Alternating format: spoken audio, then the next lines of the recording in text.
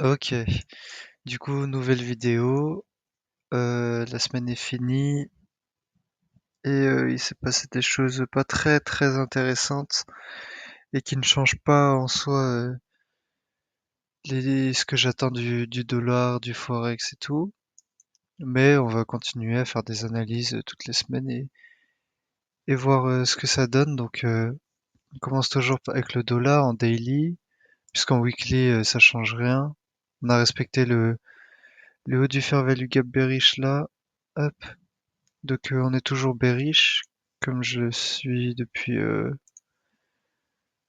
la semaine dernière. Donc ce qui s'est passé, c'est que j'ai fait une vidéo, je sais plus, mercredi ou jeudi. Et pour moi, ça devait prendre ce lot ici, du mercredi 14. Pour moi, ce que je voulais voir, c'est que ça prenne ce lot pour montrer que bah ça voulait bien descendre. Et ensuite aller chercher bah, tous les lots que j'ai marqués avec le trait rouge. Au final, ça l'a pas fait. Le jeudi, c'était une journée où il y a eu très très peu de mouvement et le vendredi, on est allé dans l'autre sens.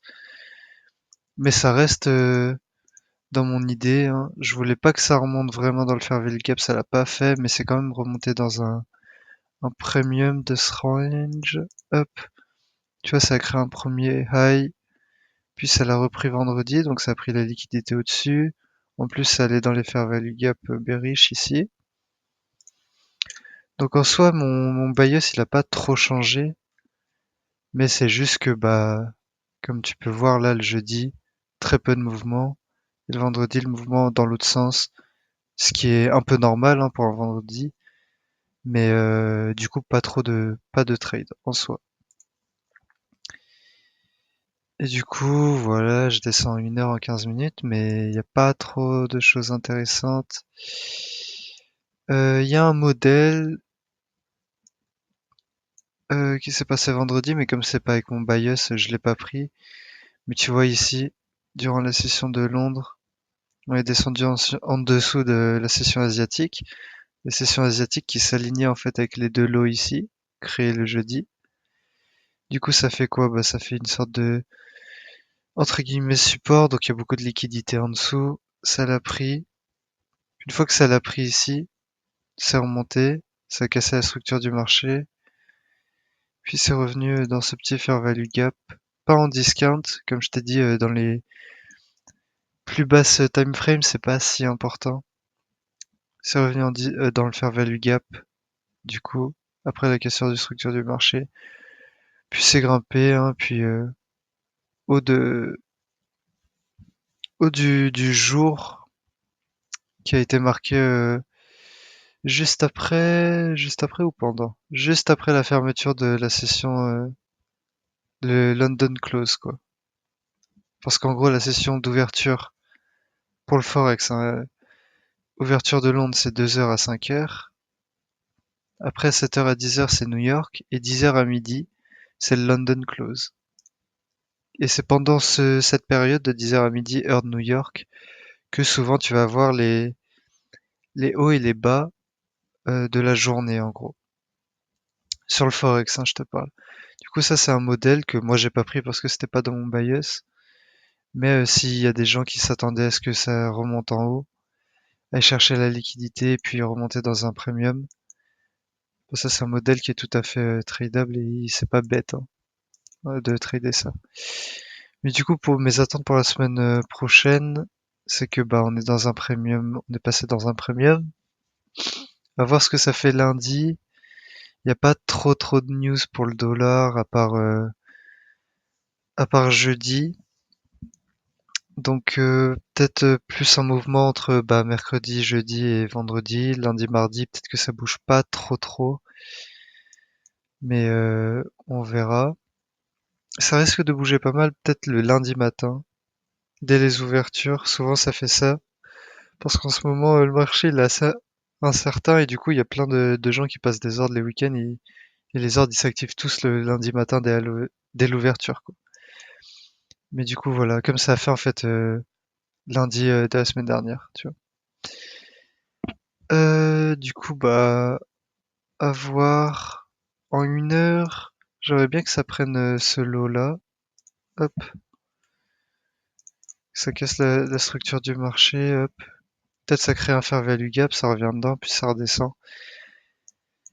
Et voilà, je suis toujours bearish, hein. Tant que prend pas ce haut, et de manière très agressive, je ne serai pas bullish. Si ça prend ce haut juste un peu, peut-être que ça va remonter, et ça va être juste la queue d'une bougie qui va prendre ce haut. Bah en soi, tant que les corps ils ferment dans ce fair value gap, bearish, je serai toujours bearish du coup. On va passer au pound en vrai. Du coup, bah, lundi, on est allé dans le fair value gap que j'avais noté. On a réagi, on est vers le haut. Puis la même chose que le dollar, hein, mais inversé. Hop, premium discount, on est allé en discount. En dessous de ce lot, on a pris la liquidité là. Hop. Puis on a réagi un peu à voir ce que ça donne lundi. Mais ouais, j'aimerais bien que ça casse en vrai ce haut. Puis celui-là. Ça, c'est un peu mes deux objectifs à court terme. Puis ensuite, aller chercher bah, le plus haut, ce grand trait rouge là au-dessus. Euh, Ouais, il n'y avait pas trop de modèles tradables cette semaine. Mais ouais, on a créé toute cette liquidité là, mercredi et jeudi.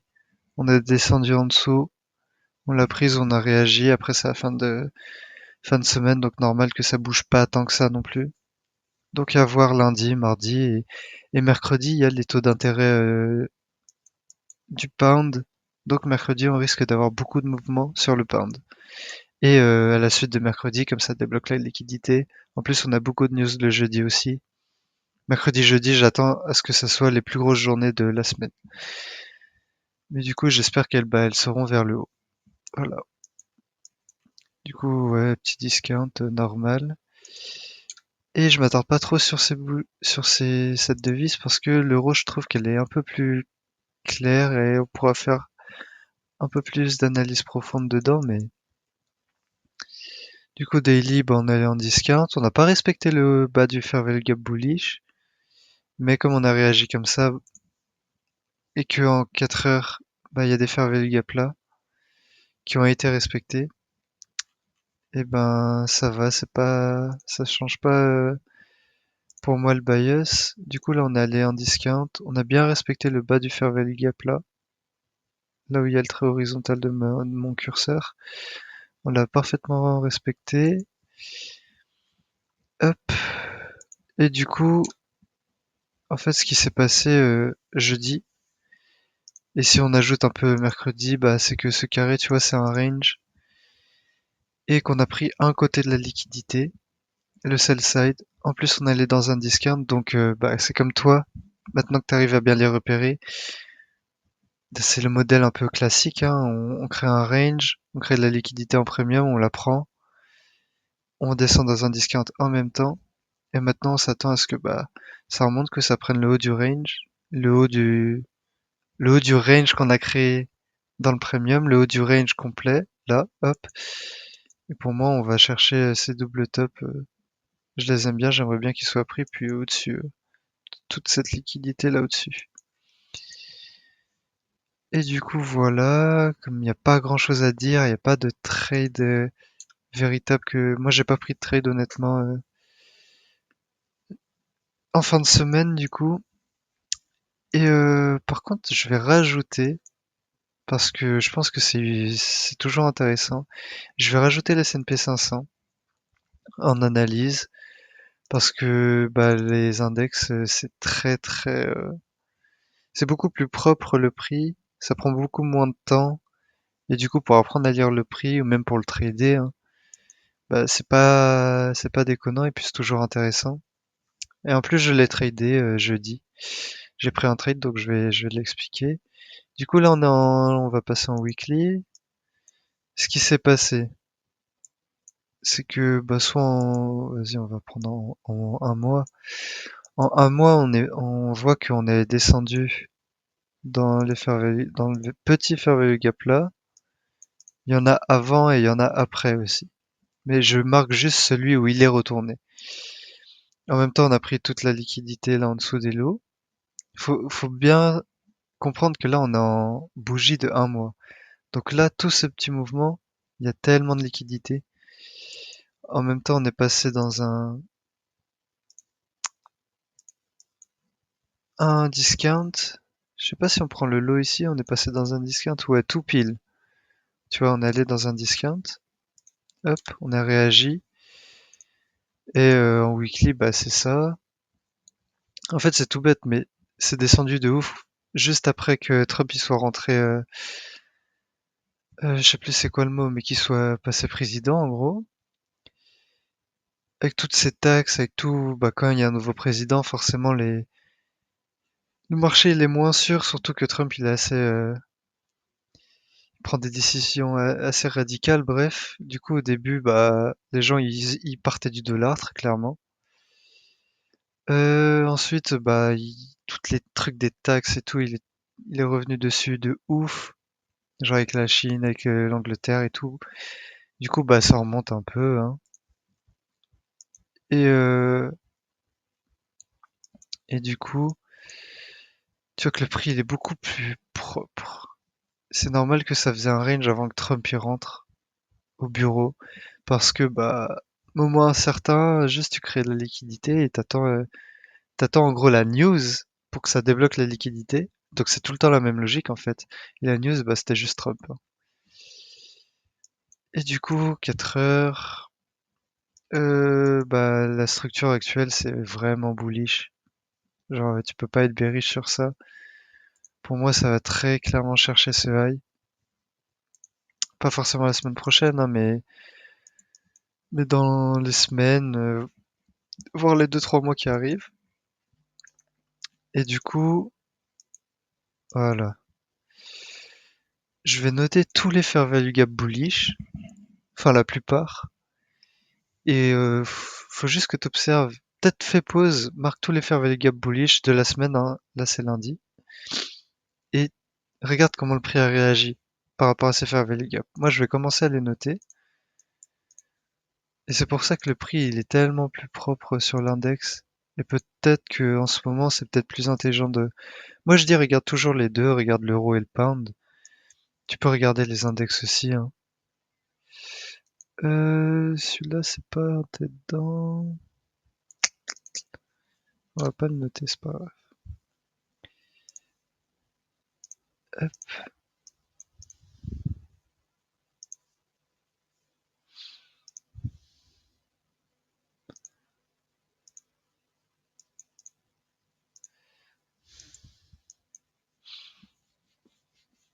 Et du coup, voilà.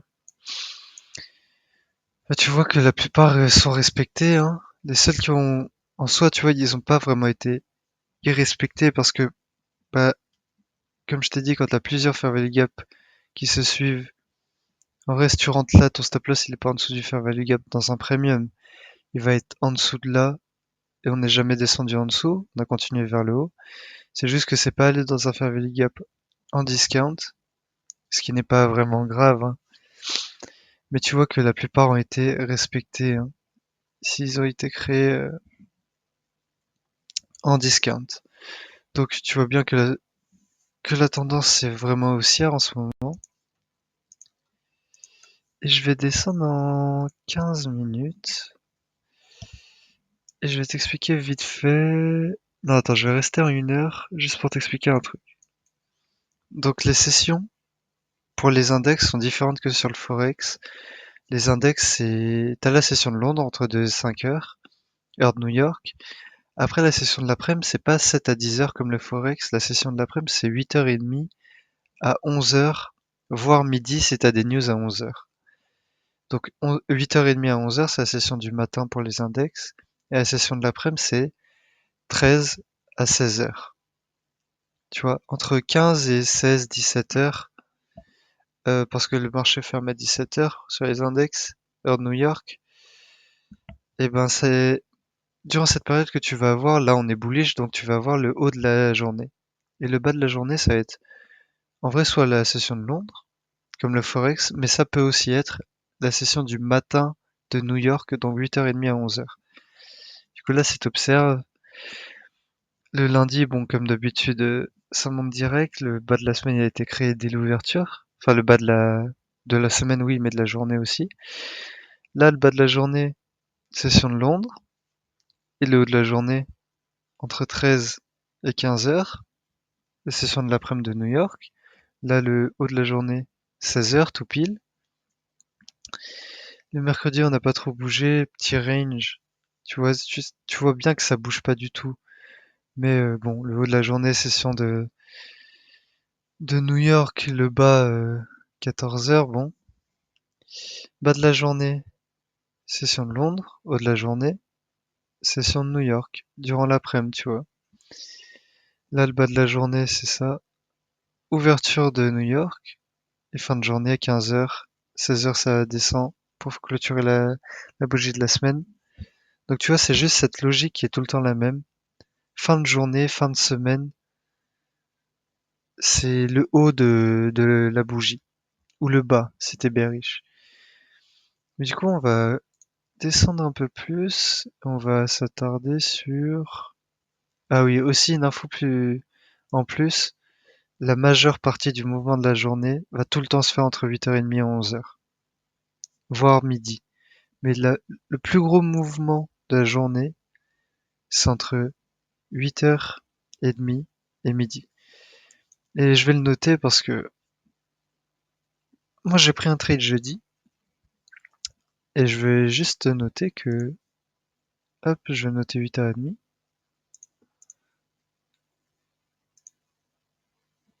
11h. On va étendre jusqu'à midi. Hop. Parce qu'il y a eu une news à, je sais plus, je crois que c'était 10h. Tu vois bien que entre 8h30 et midi, du coup, on a eu la plus grosse partie de la journée. Parce que après, ça range. Avant, ça fait le Judas Swing, ça a pris la liquidité vers le bas. Tu vois, c'est allé dans un discount. Mais la plus grosse partie de la journée, le plus gros mouvement, c'est toujours l'ouverture de New York. Et du coup, tout ça pour te dire qu'en gros, si t'as pas un trade le matin pendant Londres, c'est pas grave parce que tu sais que la plupart du mouvement, c'est le matin de New York. Et le but, c'est juste bah, de choper pas tout le mouvement parce que c'est très très dur, mais une grosse partie du mouvement. Et du coup, si t'imagines que là on est... Moi je sais qu'il y avait une news à 10h. Donc j'attendais 10h avant de trader dans tous les cas. Et ce qui se passe, c'est que j'étais là, le prix était là, je savais pas que ça allait monter, hein, j'avais pas tout ça. Hop, moi je voyais ça. Je voyais toute cette liquidité vers le haut. Et du coup, ce qui s'est passé, c'est qu'on était en 5 minutes. Hop. Alors le trait, oublie pas que c'est bah, la liquidité vers le haut. Je vais juste te faire un marqué comme ça, 8h30. Ah, la news était à 8h30, pas 10h, pardon. Jusqu'à bah, midi, on va marquer. 8h30, ouverture de la session du matin de New York. Il y a eu une news, ça a explosé vers le haut, ça a créé le fair value gap, si ça veut bien. Hop, voilà. Et moi, c'est simple, je suis rentré dedans. Quand c'est redescendu dedans, je suis rentré. Ça a mis un peu de temps, mais au final, ça a explosé vers le haut. On a pris le haut, puis ensuite, une fois qu'on l'a pris, bah, on est resté à peu près à ce prix. Puis on a fait un petit range, fin de journée, tu clôtures. L'objectif en gros de la journée a été atteint, tu clôtures juste le prix, quoi. Et du coup, voilà, j'ai pris un TP aussi là. Quand tu vois bien le haut de la session asiatique avec tous ces highs qui ont été créés juste avant, c'est de la liquidité. Tu vois bien que quand ça l'a pris, ça a réagi vers le bas, c'est retourné chercher de la liquidité sell side après avoir pris de la buy side, puis c'est remonté. Et du coup, voilà un trade que j'ai pris.